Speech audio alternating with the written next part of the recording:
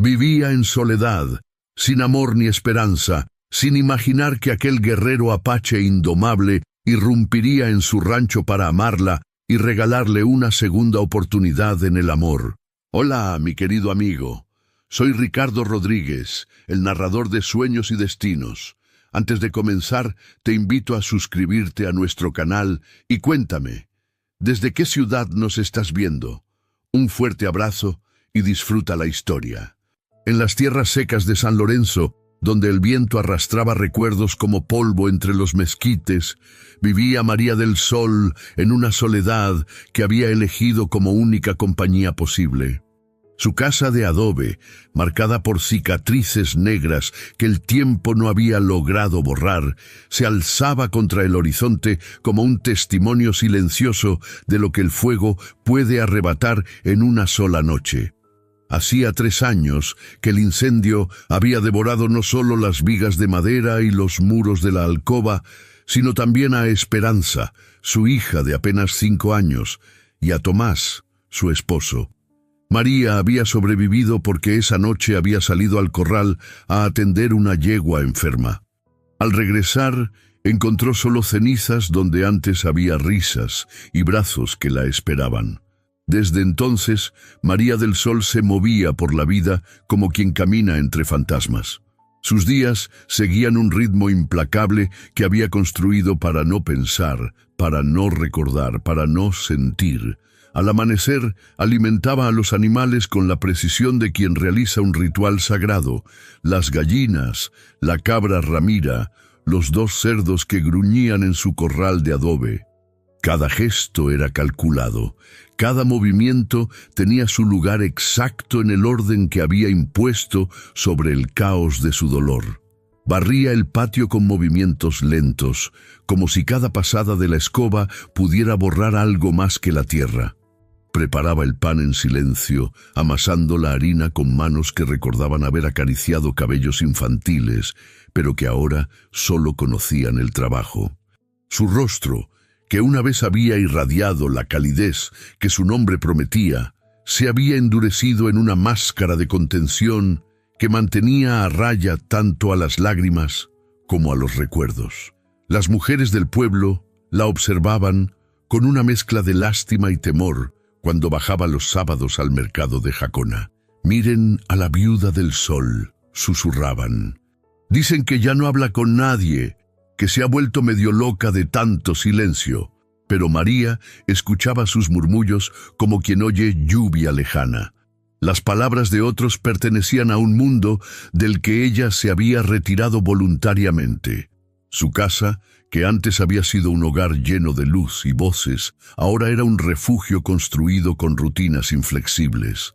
No había permitido que nadie reparara completamente los daños del incendio. Las paredes ennegrecidas del cuarto donde murieron su hija y su esposo permanecían como estaban, cerradas con una puerta que nunca abría. Era su manera de mantener vivo el dolor, porque el dolor era lo único que la conectaba con lo que había perdido. La mañana en que todo cambió comenzó como todas las demás. María se levantó antes del alba, encendió el fuego en la cocina, puso agua a hervir para el café. Sus movimientos eran automáticos, perfeccionados por 3 años de repetición exacta, pero cuando salió al patio con el cuenco de maíz para las gallinas, algo había cambiado en el aire. Ramira, su cabra, no estaba en su lugar habitual junto al mezquite. María frunció el ceño. Desde el incendio, Ramira se había vuelto arisca y temerosa, manteniéndose siempre cerca de los lugares familiares. Era extraño que se hubiera alejado. Fue entonces cuando lo vio. Un hombre estaba de pie junto al pozo, sosteniendo la cuerda del cubo con manos grandes y callosas. Era alto, de piel bronceada por el sol del desierto, con cabello negro que le caía libre hasta los hombros. Vestía pantalones de cuero y una camisa de algodón desgastada, pero lo que más impactó a María fueron sus ojos. Eran del color de la obsidiana, profundos y alertas, y cuando se posaron en ella, no mostraron la sorpresa de quien ha sido descubierto robando, sino la firmeza de quien está dispuesto a enfrentar las consecuencias de sus actos. María se detuvo a medio camino entre la casa y el pozo. Su mano se movió instintivamente hacia el cuchillo que llevaba en el cinto, pero algo en la postura del extraño la hizo vacilar. No parecía amenazante, a pesar de su obediencia apache. Estaba inmóvil junto al pozo, esperando, como si entendiera que había cruzado una línea invisible y ahora dependía de ella decidir qué ocurriría después. «Agua», dijo finalmente en un español claro pero marcado por el acento de su pueblo. Su voz era grave, sin rastro de súplica, pero tampoco de exigencia. Era simplemente una declaración de necesidad. María lo estudió durante un largo momento. Había oído historias sobre apaches que merodeaban por la región, pero las autoridades habían asegurado que la mayoría había sido enviada a las reservaciones al norte. Este hombre tenía la complexión de un guerrero, pero sus ojos... Había algo en sus ojos que le recordó a Tomás cuando regresaba de días difíciles, trabajando bajo el sol, con esa mirada de cansancio que va más allá del cuerpo. «Bebe», le dijo finalmente, sorprendiéndose de su propia voz después de tantas horas de silencio. El apache la miró con una expresión que podría haber sido gratitud, pero que se desvaneció tan rápido que María pensó haberlo imaginado. Acercó el cubo a sus labios y bebió con la sed de quien ha caminado largas distancias bajo el sol implacable del Nuevo México. Mientras bebía, María notó las cicatrices que marcaban sus brazos, líneas blancas contra la piel morena que hablaban de batallas y supervivencia. Pero también notó algo más, la forma cuidadosa en que manejaba el cubo, como si fuera consciente de que cada gota de agua era un regalo que no debía desperdiciarse. Cuando terminó, el hombre le devolvió el cubo y dio un paso atrás.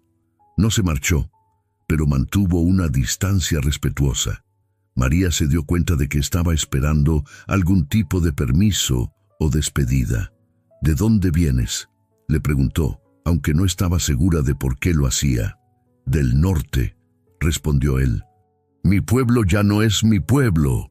Había algo en esas palabras que resonó en el pecho de María como el eco de su propio dolor. La pérdida, entendió, tenía el mismo sonido sin importar el idioma en que se expresara. «¿Tienes hambre?». La pregunta salió de sus labios antes de que pudiera pensarla. El apache la estudió con nueva atención, como si estuviera evaluando si la oferta era genuina o una trampa. Finalmente, asintió una vez. María se dirigió hacia la casa, sintiendo sus pasos detrás de ella. Era la primera vez en 3 años que alguien más caminaba por su patio, y el sonido de esos pasos adicionales despertó ecos que había creído enterrados para siempre. Yanae se quedó en el umbral mientras María preparaba tortillas y frijoles en silencio. El interior de la casa olía a humo de leña y hierbas secas, un aroma que le recordó vagamente a su infancia, antes de que la guerra cambiara todo. Observó las manos de la mujer mientras trabajaba. Eran manos fuertes, acostumbradas al trabajo, pero había una suavidad en sus movimientos que contrastaba con la dureza que había visto en su rostro. La casa hablaba de pérdida tanto como de orden. Cada objeto tenía su lugar exacto, como si hubiera sido colocado ahí por alguien que no podía permitirse el caos. Pero también había espacios vacíos, lugares donde claramente había habido cosas que ya no estaban. Y estaba esa puerta cerrada al final del pasillo, con marcas negras alrededor del marco que el tiempo no había logrado borrar. «Siéntate», le dijo María sin mirarlo, señalando una silla de madera junto a la mesa. Yanae obedeció, manteniéndose alerta, pero no tenso. Había aprendido a distinguir entre la desconfianza que podía volverse violenta y la que era solo prudencia. Esta mujer era cautelosa, pero no hostil. María puso delante de él un plato con tortillas calientes, frijoles y un poco de queso de cabra. Era comida simple, pero abundante.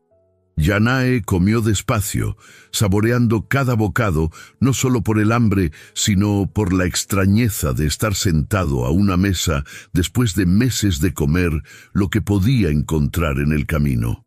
«¿Cómo te llamas?», preguntó María cuando él terminó. «Yanae». «Yo soy María del Sol». Hizo una pausa, como si esas palabras tuvieran un peso particular. «Aunque hace tiempo que no hay mucho sol en esta casa». Yanae levantó la vista del plato vacío y la miró directamente por primera vez desde que había entrado. Los ojos de María eran del color de la miel oscura, pero había en ellos una opacidad que hablaba de dolor no cicatrizado. «Agradezco la comida», dijo él, «y el agua». María asintió y comenzó a recoger los platos. Yanae se levantó para ayudarla, pero ella le hizo un gesto para que se detuviera. «No es necesario». «Tengo manos», respondió él simplemente, y comenzó a llevar los platos al fregadero de piedra. María lo observó mientras él lavaba su propio plato con movimientos cuidadosos. Había algo en esa simple cortesía que la conmovió de una manera que no había esperado. Hacía tanto tiempo que nadie compartía las pequeñas tareas de la vida cotidiana que había olvidado cómo se sentía no estar completamente sola. «Puedes quedarte esta noche», le dijo de repente, sorprendiéndose de sus propias palabras. «Hay un cobertizo detrás de la casa. Está limpio». Yanae la miró con una expresión que ella no pudo descifrar. ¿Por qué? Era una pregunta justa. María se preguntó lo mismo. «¿Por qué hace frío en el desierto por las noches?», respondió finalmente. «¿Y por qué he visto suficiente muerte?». Esa noche, María yació despierta en su cama, escuchando los sonidos suaves que venían del cobertizo. No eran ruidos perturbadores, sino los sonidos normales de alguien acomodándose para dormir, el crujido de la paja, el susurro de la manta al ser extendida. Sonidos que no había escuchado en 3 años y que ahora le parecían extrañamente reconfortantes. Yanae también permanecía despierto, mirando las estrellas a través de la abertura del cobertizo. Había dormido en lugares mucho peores durante los meses de exilio, pero no era la comodidad lo que lo mantenía alerta. Era la extrañeza de la bondad. Durante tanto tiempo había encontrado solo hostilidad o indiferencia, que había comenzado a pensar que tal vez su pueblo tenía razón, que tal vez él estaba destinado a estar solo. Pero esta mujer, esta María del Sol, que llevaba su propio dolor como una segunda piel, le había ofrecido comida y refugio sin pedirle nada a cambio. No entendía por qué, pero por primera vez en meses sintió algo parecido a la paz.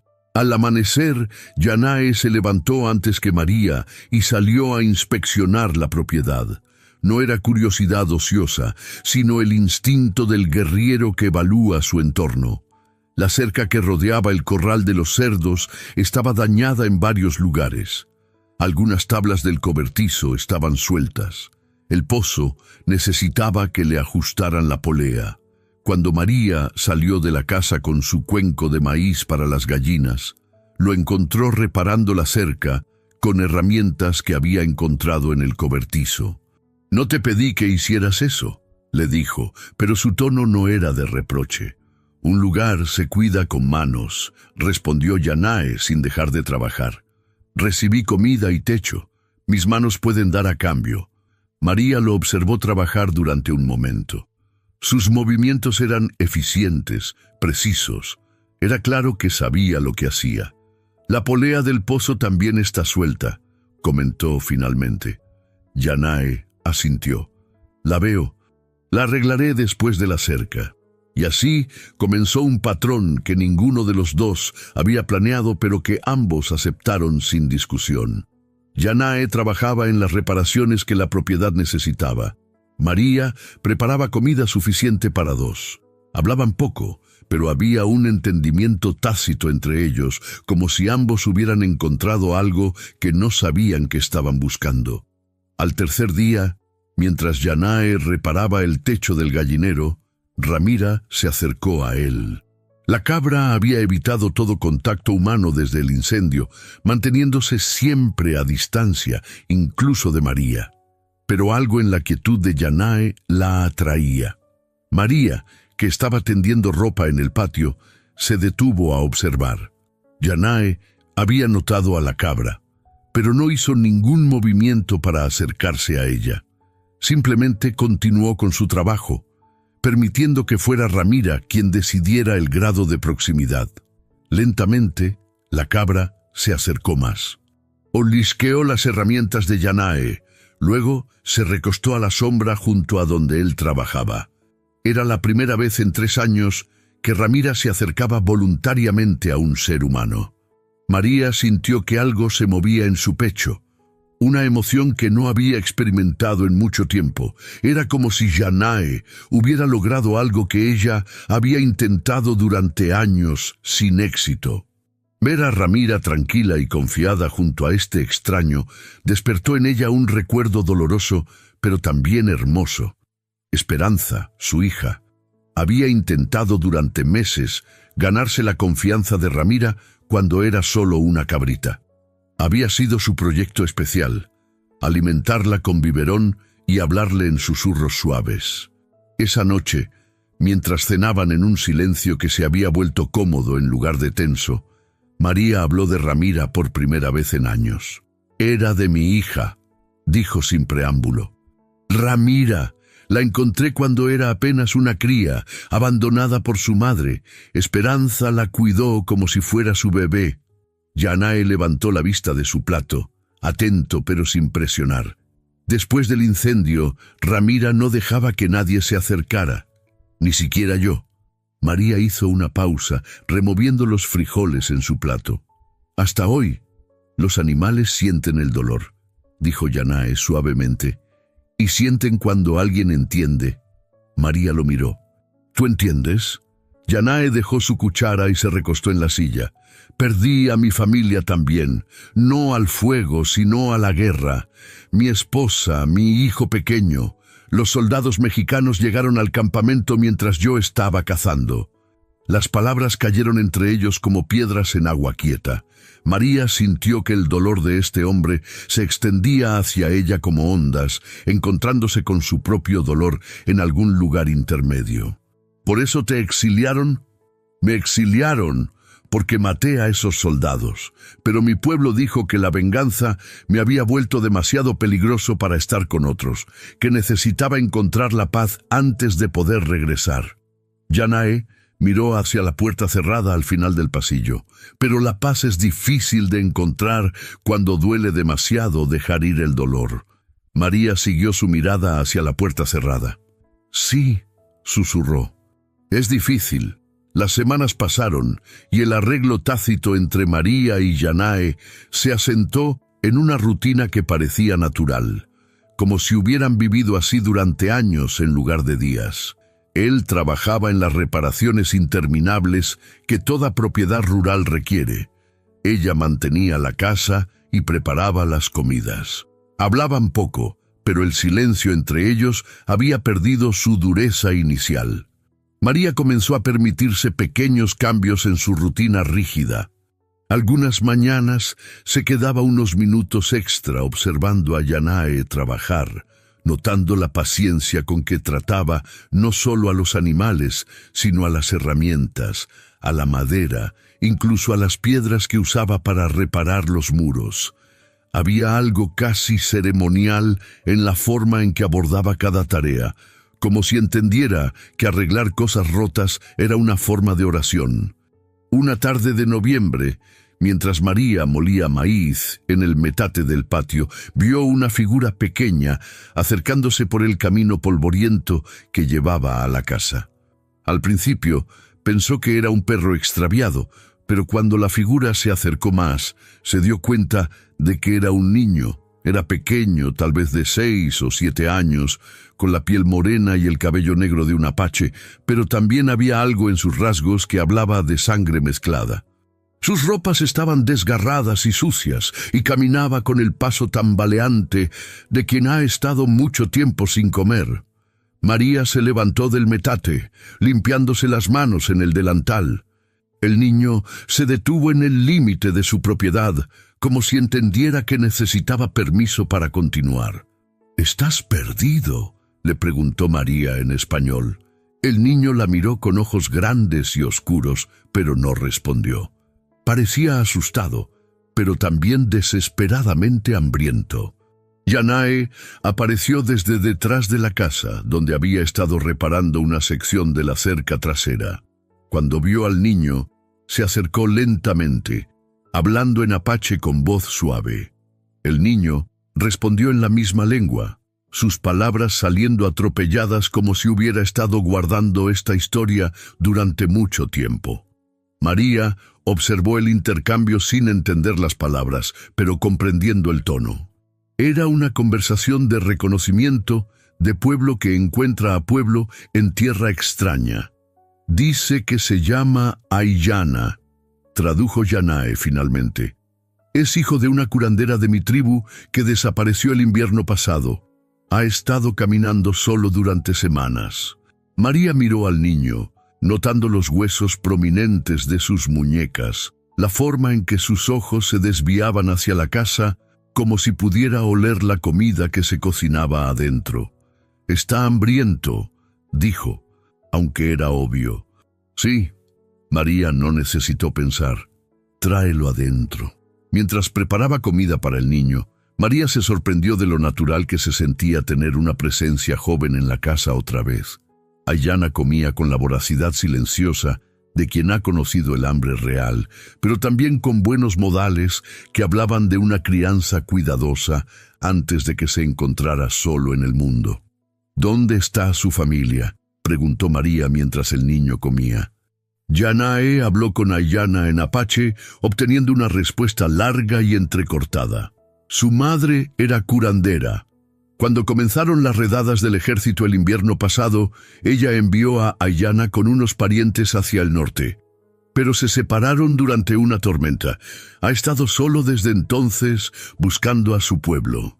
María sintió que algo se contraía en su pecho. Un niño solo en el mundo, buscando familia que tal vez ya no existía. ¿Qué edad tiene? 7 años. La edad que hubiera tenido Esperanza si hubiera vivido. «Puede quedarse», dijo María antes de que Yanae pudiera preguntar, «al menos hasta que sepamos qué pasó con su familia». Esa noche, María preparó un catre en la cocina para Aiyana. Era la primera vez en 3 años que había una cama infantil en su casa, y el sonido de la respiración suave del niño durmiendo despertó en ella recuerdos que había mantenido cuidadosamente enterrados. Recordó las noches, cuando Esperanza era pequeña, y a veces venía a dormir con ella, y Tomás después de una pesadilla. Recordó el peso pequeño y cálido contra su costado, las manitas que se aferraban a su camisón. Recordó cómo Tomás solía levantarse en las madrugadas para cubrir a la niña cuando se destapaba en sueños. Pero esta vez los recuerdos no la destruyeron. Dolían, sí, pero era un dolor diferente. No el dolor punzante y desesperado de los primeros meses, sino algo más suave, como una herida vieja que duele cuando cambia el tiempo, pero que ya no sangra. Los días siguientes trajeron cambios que ninguno de los 3 había anticipado. Aiyana resultó ser un niño observador y servicial, ayudando a María con tareas simples como recoger huevos y alimentar a las gallinas. Con Yanae se comunicaba en apache, y María notó que había una diferencia en la forma en que el niño trataba al hombre, como si reconociera en él una autoridad tribal familiar. Pero fue con Ramira que Aiyana formó el vínculo más sorprendente. La cabra, que había comenzado a confiar en Yanae, inmediatamente adoptó al niño como si fuera su propio cabrito. Lo seguía por el patio, permitía que la peinara con un cepillo viejo que María había encontrado, incluso dormía cerca de donde él tendía su manta en las tardes. «Es como si lo hubiera estado esperando», comentó María una tarde, observando a Aiyana y Ramira jugar en el patio. «Los niños y los animales se entienden», respondió Yanae. «No llevan el peso que llevamos los adultos». María sabía que tenía razón, pero también sabía que había algo más. Aiyana había traído vida a su casa de una manera que ella no había creído posible. No era que hubiera reemplazado a Esperanza, nada podría hacer eso, sino que había abierto un espacio en su corazón que ella había creído cerrado para siempre. Pero la paz no podía durar indefinidamente. Una tarde, mientras María estaba en el huerto recolectando calabazas, vio una nube de polvo acercándose por el camino. Era un jinete solitario, montando rápido. Su corazón se contrajo con una premonición de problemas. El jinete resultó ser Joaquín Herrera, el hermano menor de su difunto esposo. María no lo había visto desde el funeral de Tomás, cuando había hecho comentarios vagos sobre mantener unida la familia y cuidar de la propiedad. Joaquín desmontó con movimientos bruscos, su rostro rojo por el sol y la irritación. Era un hombre de constitución pesada, acostumbrado a que sus palabras tuvieran peso en el pueblo. María la saludó con una frialdad que apenas disfrazaba su hostilidad. «Tenemos que hablar». María se limpió las manos en el delantal, preparándose para una conversación que intuía sería difícil. «Joaquín, ¿qué te trae por aquí?» «Lo que me trae es el escándalo que estás creando». Sus ojos se dirigieron hacia donde Yanae estaba trabajando cerca del corral, y luego hacia donde Aiyana jugaba con Ramira. «¿Es verdad que estás albergando indios en la propiedad de mi hermano?» María sintió que su espalda se endurecía. «Esta es mi casa, Joaquín, y son mis huéspedes». «¿Tu casa?» Joaquín se rió con amargura. «Esta propiedad lleva el nombre de los Herrera desde hace 3 generaciones. Y tú, sin hijos vivos, no tienes derecho a deshonrarla albergando salvajes». Las palabras cayeron como bofetadas. María sintió que el aire se espesaba entre ellos, cargado de amenazas no dichas. «Tomás me dejó esta tierra», dijo con voz controlada, «y mientras yo viva, decidiré quién es bienvenido en ella». «Tomás está muerto», replicó Joaquín crudamente, «y los muertos no tienen voz, pero la familia sí. Y te estoy diciendo que esto se acaba ahora». Desde su lugar junto al corral, Yanae había notado la tensión. Se acercó lentamente, sus movimientos alertas pero no amenazantes. Aiyana, percibiendo el peligro con la intuición de los niños, se había refugiado detrás de Ramira. «¿Hay algún problema?», preguntó Yanae en español, dirigiéndose a María pero manteniendo los ojos en Joaquín. «El problema», dijo Joaquín con veneno en la voz, «es que existes». María se colocó entre los dos hombres. «Joaquín, te pido que te vayas. Ahora». «Me iré», respondió él, montando su caballo con movimientos violentos. «Pero esto no se queda así, María. Hablaré con el alcalde, con el padre Miguel. Les diré que has perdido la razón, que necesitas tutela. Una mujer que vive con indios no puede cuidar de una propiedad». Espoleó su caballo y se alejó, dejando una nube de polvo y amenazas en el aire. María se quedó inmóvil durante un largo momento, sintiendo que el mundo se balanceaba bajo sus pies. Había sabido que este momento llegaría, pero no había estado preparada para la brutalidad de las palabras de Joaquín. «¿Puede hacer lo que dice?», preguntó Yanae suavemente. María asintió sin mirarlo. «Si convence a suficientes hombres del pueblo, sí. Las mujeres sin familia directa no tienen muchos derechos aquí». «Entonces me iré», dijo Yanae simplemente. «No». La palabra salió con más fuerza de la que María había planeado. Se volvió hacia él y por primera vez en 3 años sus ojos brillaron con algo que se parecía al fuego. «No te irás. Esta es mi tierra, mi casa, Y yo decido. Era una declaración de guerra, y todos lo sabían. Los días que siguieron a la visita de Joaquín trajeron una tensión que se podía palpar en el aire, como la electricidad antes de una tormenta. María mantuvo su rutina diaria con determinación férrea, pero ahora había una vigilancia constante en sus movimientos. Cada sonido de cascos en el camino la hacía tensarse, cada figura en el horizonte era una amenaza potencial. Yanae también sentía el cambio. Sus años como guerrillero le habían enseñado a leer las señales de peligro, y todas estaban presentes ahora. Pero había algo más que lo mantenía alerta. Había visto el fuego en los ojos de María cuando le dijo que no se fuera, y esa fiereza despertó en él algo que había creído perdido para siempre. No era solo gratitud lo que sentía hacia esta mujer, era respeto y quizás algo más profundo que no se atrevía a nombrar. Aiyana, con la sensibilidad de los niños para las corrientes emocionales de los adultos, se había vuelto más silencioso. Se mantenía cerca de la casa. Ya no se aventuraba a explorar los límites de la propiedad como había comenzado a hacer. Ramira parecía sentir la tensión también, manteniéndose nerviosa y alerta. Fue una semana después de la visita de Joaquín cuando llegaron las primeras señales concretas de hostilidad. María bajó una mañana temprano al pozo y encontró que alguien había vertido brea en el agua durante la noche. El cubo subió negro y maloliente, inutilizable. Yanae examinó el pozo en silencio, su rostro endureciéndose cuando confirmó que había sido sabotaje deliberado. «Tendremos que limpiarlo completamente», dijo. «Llevará días».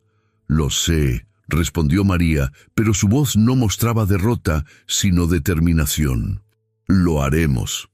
2 días después, mientras Yanae trabajaba en limpiar el pozo y María tenía ropa en el río, encontraron un paquete en la puerta de la casa. Estaba envuelto en tela negra y contenía cenizas mezcladas con plumas quemadas. El mensaje era claro: recordar el fuego, recordar la pérdida. María tomó el paquete con manos temblorosas, pero no se desplomó como quien lo había enviado esperaba. En cambio, arrojó el contenido al viento y quemó la tela negra en el fuego de la cocina.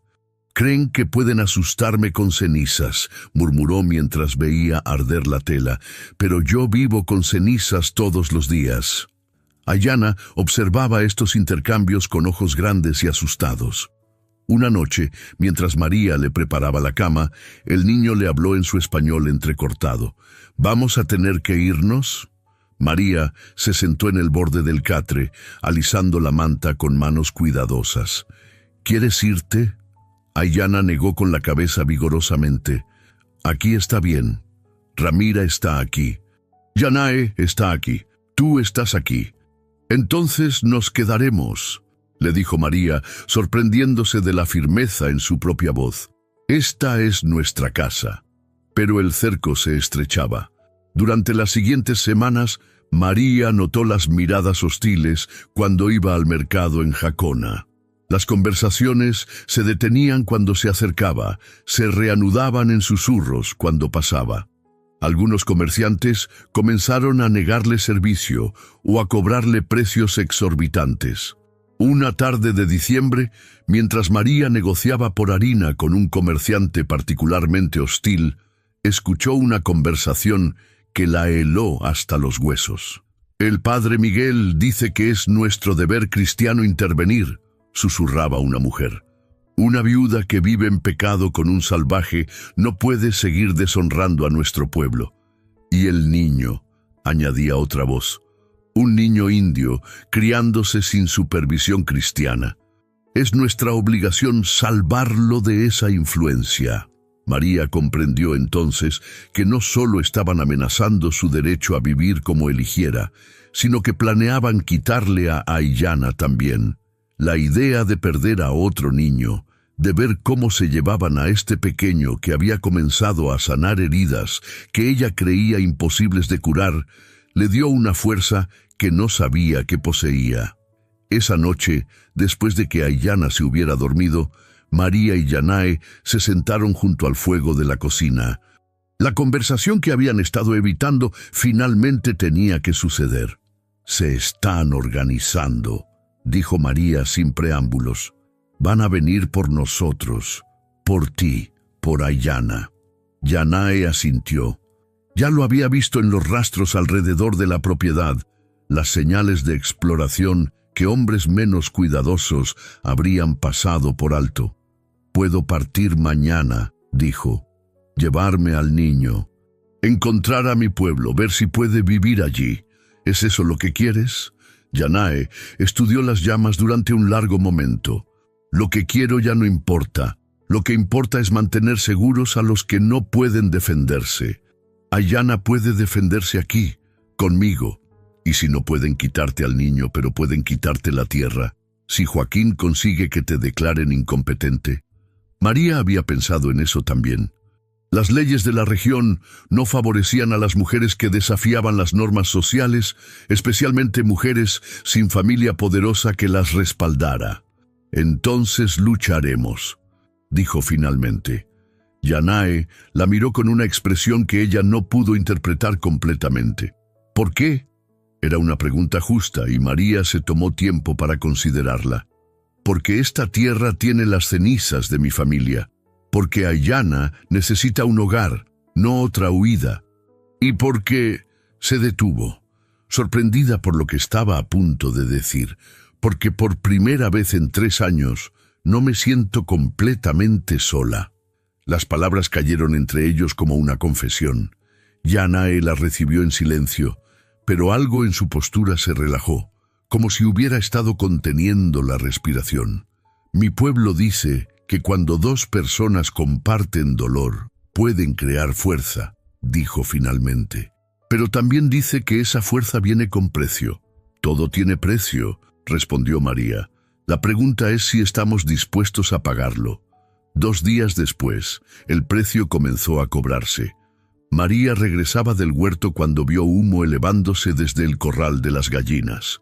Corrió hacia allá para encontrar que alguien había prendido fuego al gallinero durante el día. Las gallinas habían escapado, pero la estructura estaba destruida. Yanae apareció corriendo desde donde había estado trabajando en el campo, un cubo de agua en cada mano. Juntos lucharon contra las llamas, pero era demasiado tarde para salvar el edificio. Mientras observaban los restos humeantes, Aiyana se acercó a ellos con lágrimas en los ojos. No era solo por las gallinas, sino por el entendimiento de que las fuerzas que los querían separar se estaban volviendo más agresivas. «¿Por qué nos odian?», preguntó el niño en apache, dirigiéndose a Yanae. Yanae se agachó para estar a la altura del niño. «Porque tienen miedo», respondió, «y la gente asustada a veces hace cosas malas». «¿Nosotros también tenemos miedo?». Yanae miró hacia María, que había estado escuchando aunque no entendía las palabras. «Sí», dijo honestamente, «pero el miedo no nos hace querer lastimar a otros, nos hace querer proteger lo que amamos». Esa noche, María tomó una decisión que cambiaría todo. Mientras Aiyana dormía y Yanae montaba guardia en el patio, ella caminó hasta la puerta que había mantenido cerrada durante 3 años. La puerta del cuarto donde habían muerto Esperanza y Tomás. Puso la mano en la manija, sintiendo el metal frío contra su palma. Por 3 años, esta puerta había sido el límite de su mundo, la línea que no podía cruzar sin desmoronarse, pero ahora tenía a otras personas que dependían de su fuerza. Abrió la puerta. El cuarto estaba exactamente como lo había dejado después del incendio. Las paredes ennegrecidas, los restos de muebles quemados, el olor persistente a humo que nunca se había ido completamente. Pero también había algo más, un espacio vacío que esperaba ser llenado de nuevo. María entró y se sentó en el suelo donde una vez había estado la cama de Esperanza. Las lágrimas vinieron entonces, pero no fueron las lágrimas desesperadas de antes. Fueron lágrimas de despedida, de perdón. no solo para otros, sino para sí misma por haber seguido viviendo cuando ellos no pudieron. «Te amo», susurró al aire cargado de memoria. «Siempre te amaré, pero ya no puedo quedarme aquí contigo». Cuando salió del cuarto, cerró la puerta suavemente detrás de ella, pero no la cerró con llave. El enero de 1878 llegó con vientos fríos que aullaban a través de los cañones y traían consigo presagios de tormenta. María se despertó una mañana para encontrar huellas extrañas alrededor de la casa, marcas que sugirieron que alguien había estado observando durante la noche. Yanae las examinó en silencio, su rostro endureciéndose con cada descubrimiento. «Son muchos», dijo finalmente, «y estuvieron aquí por horas». María asintió, aceptando la información sin pánico. Los meses de tensión gradual la habían preparado para este momento. «¿Cuándo crees que vendrán?» «Pronto. Están perdiendo paciencia». Como si hubieran invocado la amenaza con sus palabras, esa misma tarde aparecieron jinetes en el horizonte. Eran 5 hombres, liderados por Joaquín Herrera. Con él venían 2 hombres que María reconoció del pueblo, Esteban Morales, el herrero, y Patricio Vega, que trabajaba para el alcalde. Los otros 2 eran desconocidos, probablemente pistoleros contratados. María salió de la casa para enfrentarlos, con Yanae a su lado y Aiyana permaneciendo cerca de la puerta, listo para correr si era necesario. «María», gritó Joaquín mientras se acercaban, «te damos una última oportunidad. Despide a estos indios y ven con nosotros al pueblo. Te ayudaremos a encontrar una familia respetable que cuide de ti». «Esta es mi familia», respondió María, su voz llevando claramente a través del patio. «Y esta es mi tierra». Joaquín desmontó, seguido por los otros. María notó que todos llevaban armas. «Entonces nos obligas a tomar medidas más drásticas», dijo Joaquín, «por tu propio bien y el de la comunidad». Fue Esteban quien habló después, dirigiéndose directamente a Yanae. «Tú, Apache, sabes que no perteneces aquí. Vete ahora y no habrá violencia». Yanae no respondió inmediatamente. Sus ojos se movieron de un hombre a otro, evaluando amenazas, calculando posibilidades. Finalmente, habló con la quietud mortal que había aprendido en años de guerra. «Pertenezco donde soy bienvenido, y aquí soy bienvenido». «No por mucho tiempo», murmuró Patricio, su mano descansando sobre la culata de su pistola. Fue entonces cuando llegó la ayuda desde una dirección completamente inesperada. El sonido de cascos múltiples se escuchó desde el norte y pronto apareció otro grupo de jinetes. Pero estos no eran hombres del pueblo, eran apaches. El líder era un hombre de mediana edad con cicatrices rituales en el rostro y autoridad natural en su postura. Detrás de él venían 4 guerreros jóvenes, todos armados pero no agresivos. Era Tojarik, el jefe de guerra que había exiliado a Yanae. Los hombres de Joaquín se tensaron inmediatamente, algunas manos moviéndose hacia las armas. Pero Tojarik levantó una mano en un gesto de paz y habló en español fluido.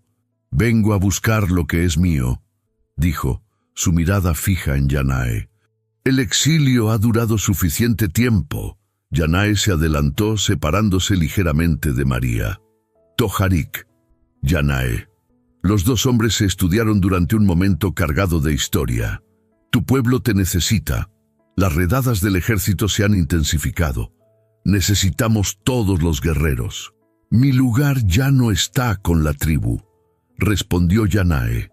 «Tu lugar está donde tu pueblo te necesita», replicó Tojarik con autoridad. «Has tenido tiempo para sanar tu ira.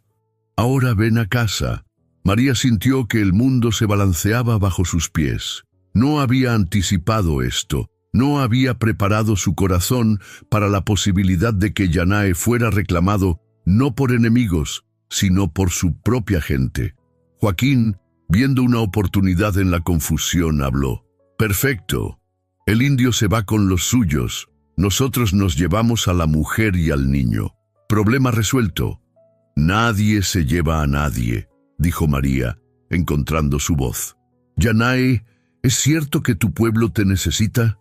Yanae la miró, y en sus ojos ella vio la misma guerra interna que había visto en su propio corazón durante meses. El deber contra el deseo, la lealtad contra el amor. Sí, dijo finalmente. Es cierto. María asintió sintiendo que algo se desgarraba en su pecho.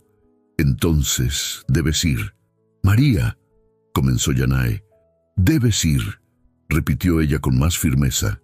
Tu pueblo te necesita más que yo. Toharik observaba este intercambio con interés creciente. Mujer, le dijo a María, has cuidado bien a nuestro hermano. Mi pueblo no olvida tales bondades.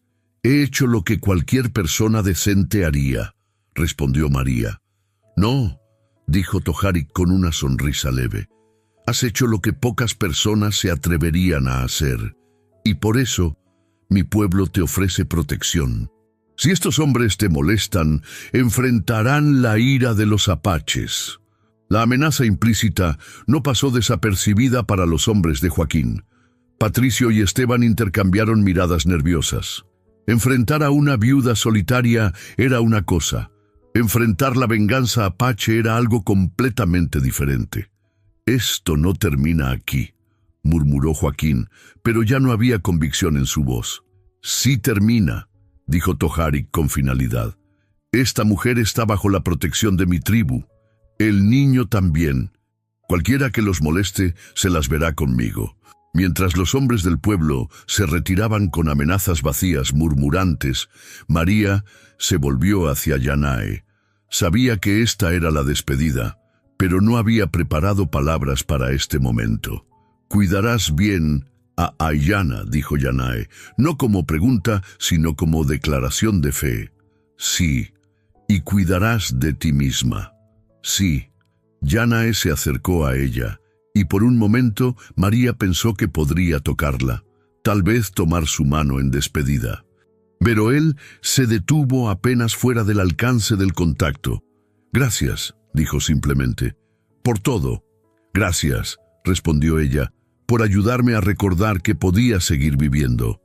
Yanae montó su caballo y se alejó con Toharik y los otros guerreros. María lo observó hasta que se convirtió en una mancha distante en el horizonte. Luego se volvió hacia Ayana, que había estado observando todo en silencio. ¿Se fue para siempre?, preguntó el niño. No lo sé, respondió María honestamente, pero tenía que ir. Esa noche, la casa se sintió más silenciosa que nunca. María preparó la cena para 2 en lugar de 3 y cada sonido parecía amplificado en la ausencia de Yanae. Ayana comió poco, claramente afectado por el cambio.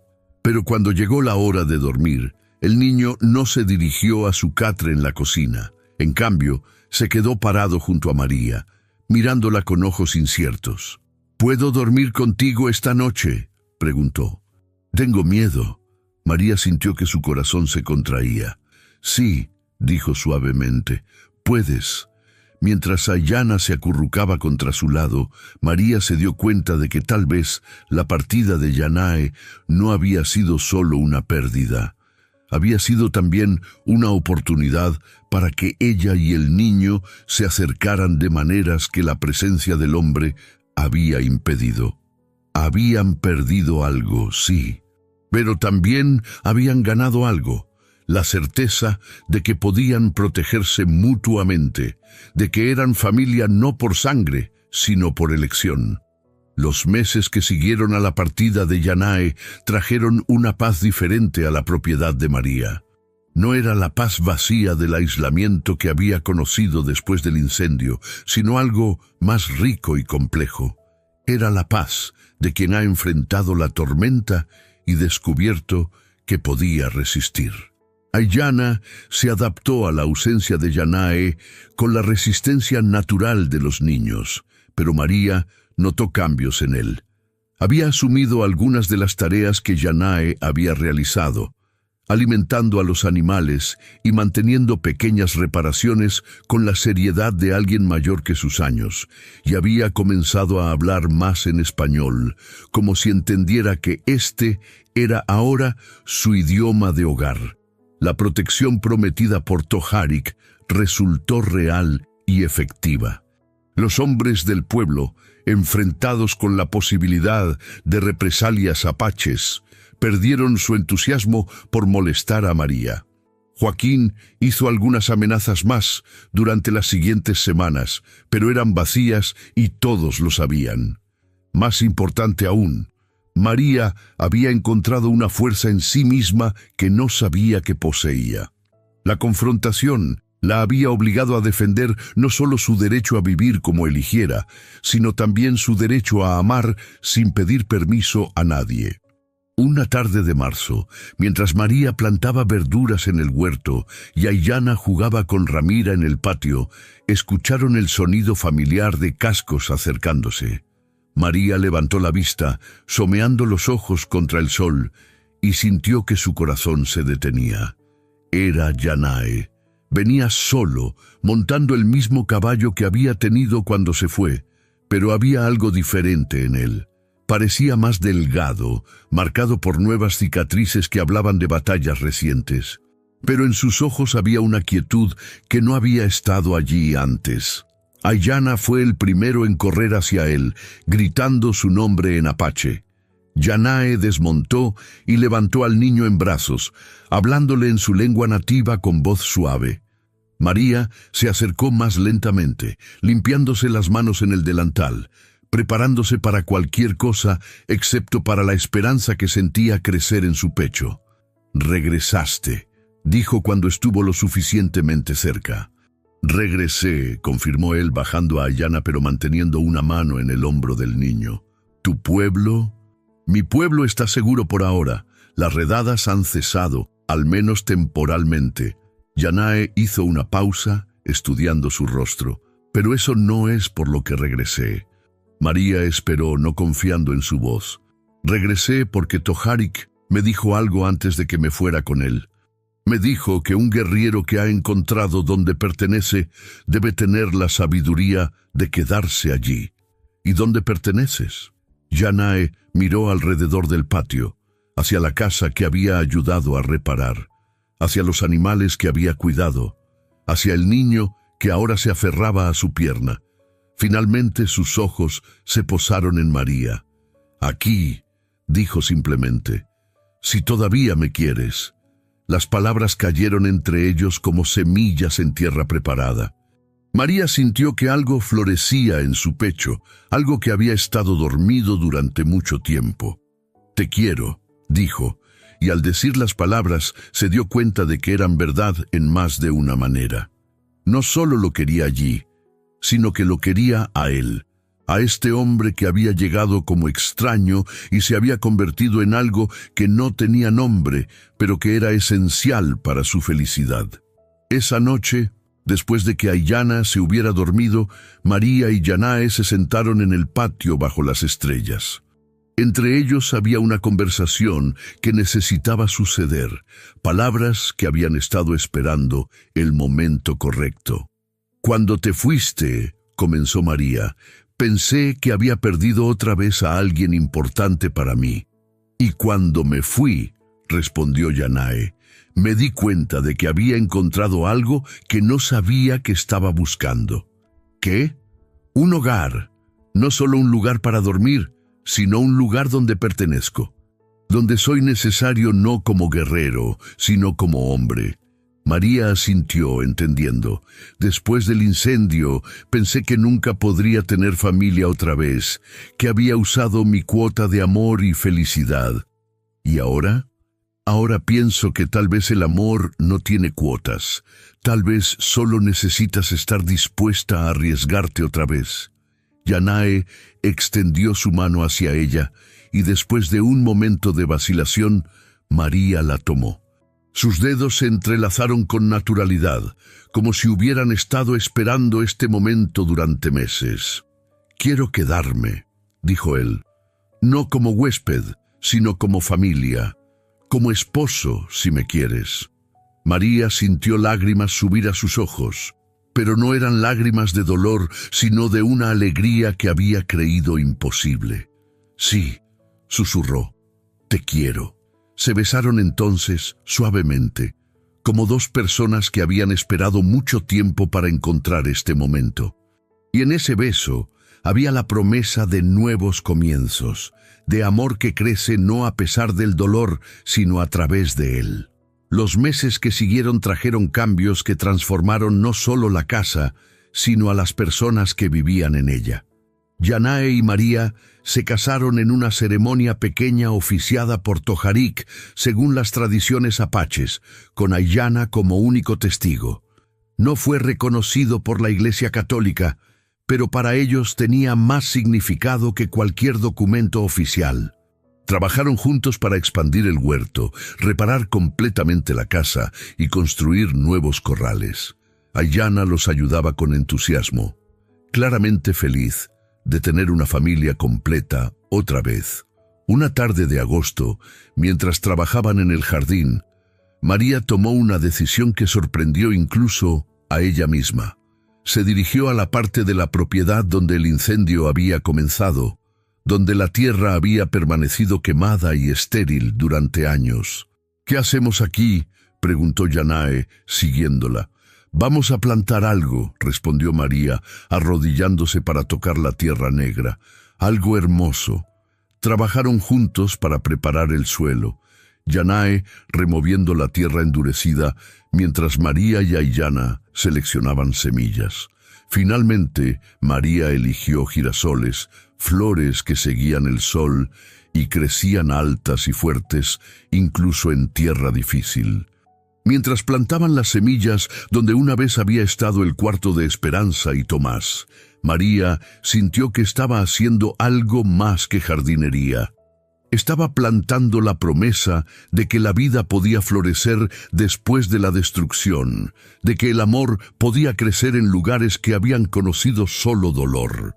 Meses después, cuando los girasoles florecieron en una explosión de color dorado contra el cielo azul del Nuevo México, la gente del pueblo comenzó a hablar de la mujer que había plantado flores donde había cenizas. Algunos la llamaban loca, otros la llamaban valiente. María no se preocupaba por lo que dijeran. Tenía una familia que había elegido y que la había elegido a ella. Tenía un hogar que había defendido y que ahora florecía con nueva vida. Y tenía la sabiduría que solo viene de haber perdido todo y descubrir que el corazón humano puede amar otra vez, puede confiar otra vez, puede construir otra vez. Una tarde, mientras observaba a Aiyana enseñar a Yanae a tejer canastas según la técnica que había aprendido de su madre apache, María se dio cuenta de que había encontrado algo que no sabía que estaba buscando. No solo la sanación de su dolor, sino la transformación de ese dolor en algo útil. Ya no era la mujer rota que había vivido sola entre cenizas. Era alguien que había aprendido que la familia no se define por la sangre, sino por la elección, que el hogar no es un lugar, sino una decisión diaria de cuidar y ser cuidado. Cuando el sol se ponía detrás de los girasoles, pintando el cielo de los mismos colores dorados que las flores, María del Sol finalmente volvió a hacer honor a su nombre. Ya no era una mujer que vivía en las sombras de lo que había perdido, sino alguien que irradiaba la calidez de lo que había elegido construir. Y en esa luz dorada del atardecer, con su esposo trabajando a su lado y su hijo adoptivo riendo con Ramira en el patio, María entendió que a veces las mejores familias son las que nacen no de la tradición, sino de la resistencia, no de la convención, sino de la valentía de crear algo nuevo donde otros solo ven imposibilidad. Los girasoles crecían altos y fuertes, sus rostros siempre vueltos hacia la luz, y en su persistente búsqueda del sol, María encontró una metáfora perfecta para la vida que había construido, siempre buscando la calidez, siempre creciendo hacia la esperanza, siempre floreciendo donde otros habían visto solo tierra quemada.